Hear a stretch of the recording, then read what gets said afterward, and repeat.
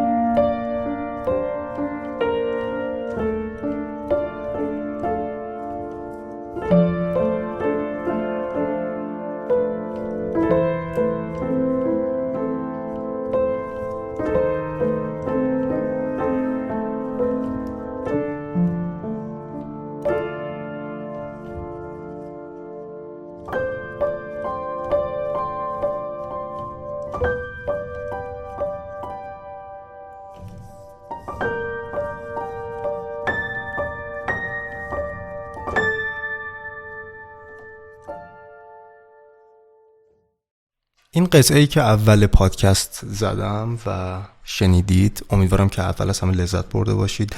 این قطعه کاملا ایمپرووایزد شده یا بداهه نوازی بود. به طور خلاصه بخوام بگم، موقعی که من بداهه نوازی میکنم یا شما کلا بداهه نوازی میکنید، هیچ مسیر مشخصی ندارید.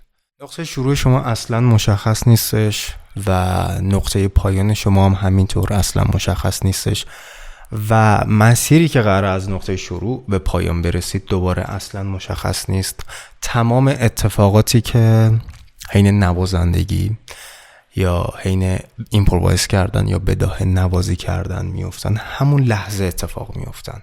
اپیزودهای قبلی در مورد بداهه نوازی زیاد صحبت کردیم، ولی فرقی که این اپیزود داره اینه که من میخوام ایمپرووایز کردن یا بداهه نوازی کردن رو به عنوان یک نوازنده یا یک موزیسین برای افرادی صحبت کنم و در موردش توضیح بدم که شاید حتی یک بارم توی زندگیشون ساز نزدن و راحت تر بگم نمیدونن توی مغز یک نوازنده یا یک هنرمندی که در لحظه یک هنر رو خلق میکنه چی میگذره.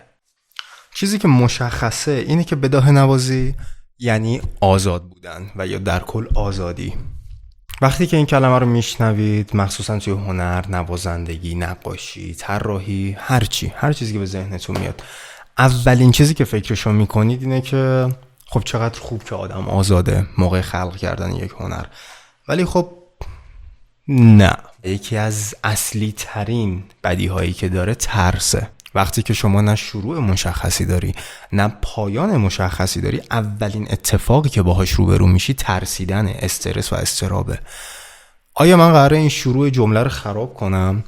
اگر یک مسیر نامشخصی دارم، قراره شنوندم همچین چیزی رو حس کنه، یعنی احساس کنه من نمیدونم دارم کجا میرم، دارم چه قطعه‌ای میزنم، شاید زشت باشه از نظر شنونده و همونطور که توی تمام کارهای روزمره زندگیمون وجود داره، ما ترس از اشتباه کردن داریم.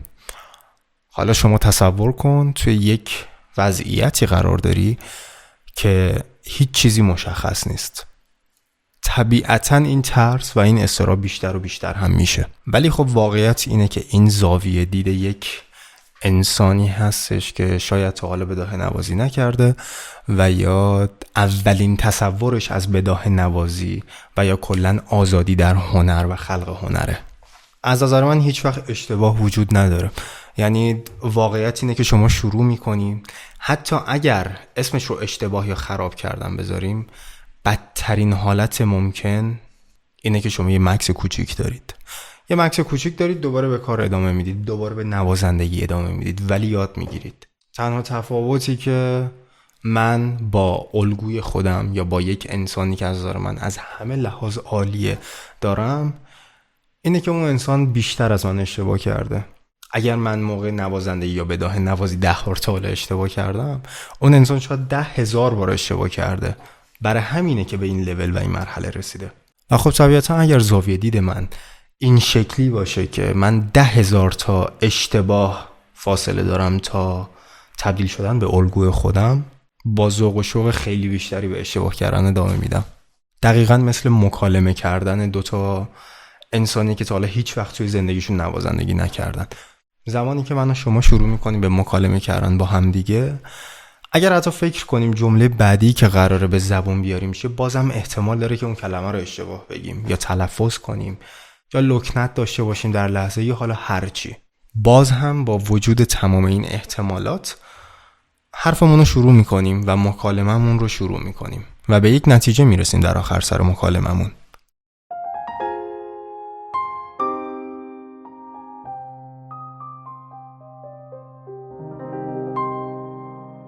تصور کنید یک روز کاملا عادیه و شما در حال قدم زدن توی خیابون هستید. اصلا انتظارشو ندارید و هوا کم کم شروع میکنه به ابری شدن و شروع میکنه به باریدن.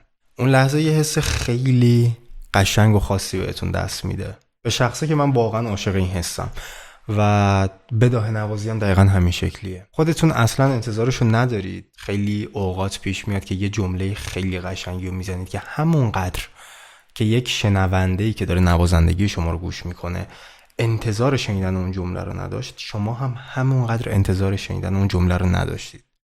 و خب وقتی که شما دارید قدم میزنید، یهو بارون میگیره، هوا عوض میشه، هوای تازه تری بهتون میرسه، اون لحظه وقتی از این اتفاقات لذت میبرید، به معنای واقعی دارید در لحظه زندگی میکنید. بداهه نوازی یعنی در لحظه زندگی کردن. بداهه نوازی یعنی تجربه احساسات خام و صادقانه.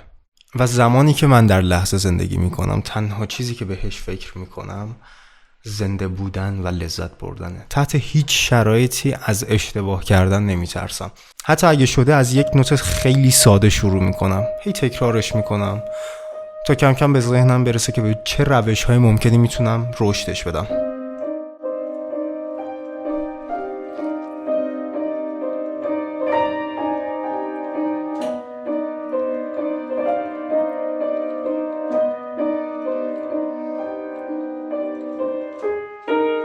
حتی اگر یه نوت اشتباه بزنم مثل الان، یا یک نوتی بزنم که به دلم نمیشینه، هیچ اتفاقی نمیفته. 5 ثانیه سکوت میکنم، یه ذره دیگه فکر میکنم، دوباره ادامه میدم.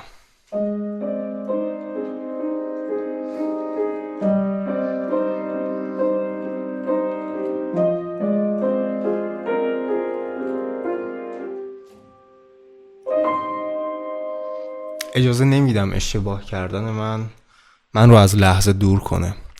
وقتی که قطعه من تمامم میشه، دوباره برنمیگردم به اشتباهی که کردم فکر کنم. من از لحظه غافل میکنه. کلی اتفاقات قشنگ میتونه برای من در آینده بیفته. کلی اتفاقات قشنگ میتونه همین الان، همین لحظه، موقع نوازندگی برای من بیفته.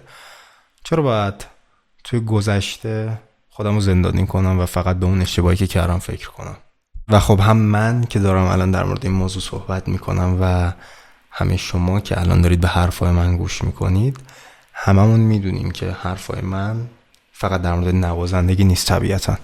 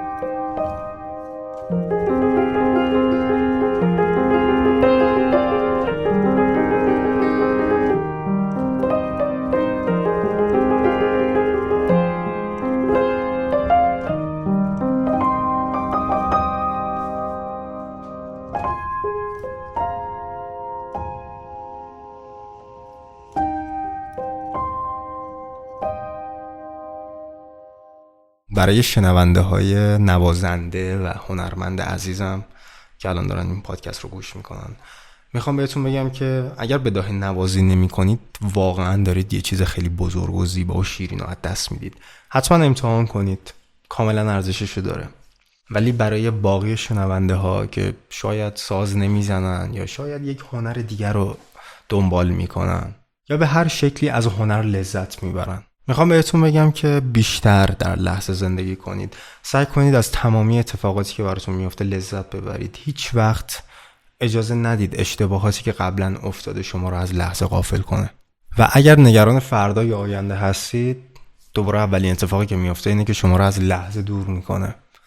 نه تنها اون نگرانی هیچ کمکی نمیکنه، بلکه از اینکه شما در لحظه زندگی کنید دور میشید. پس سعی کنید که لذت ببرید. واقعیت اینه که زندگی سخته، ولی چرا ما خودمون سخت‌ترش کنیم؟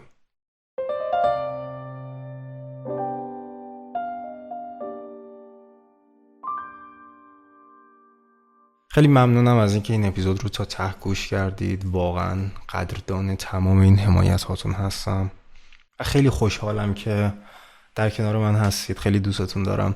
این اپیزود آخر فصل اول پادکست پیانوتوری بود و قول میدم که خیلی زود با فصل دوم برگردم پیشتون.